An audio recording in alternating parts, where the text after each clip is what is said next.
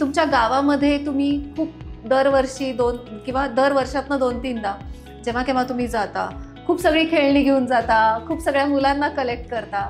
आज एक IPS officer झाला आणि त्याच्यानंतर अनेक, म्हणजे तुमची बहीण पण IAS ऑफिसर आहे आणि that is such a moment of pride. पण त्यानंतर अनेक ऑफिसर्स त्या गावात घडले आणि आज त्या गावाला ऑफिसर्स विलेज हे नाव तुमच्यामुळे मिळालं. म्हणजे ॲक्च्युली म्हणजे असं काय, मी 2005 साली जेव्हा DYSP झालो, ACP झालो, त्यावेळेला मी काय असं ठरवलं नव्हतं की आपल्या गावाला ऑफिसर्स विलेज करायचं आहे. तसं म्हणतात ना की मैं अकेला चलता गया कारवा बनता चला गया. वा सुरेख.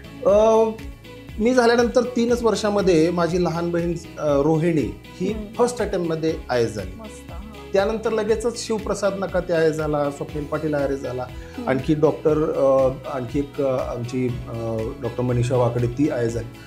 मग त्यानंतर म्हणजे अशी पूर्ण रांगच लागली. म्हणजे डेप्टी RTO, त्यानंतर सब इन्स्पेक्टर्स तर एका बॅचला 5-5, 6-6 एका वर्षी माझ्या त्याच्यामधून झालं.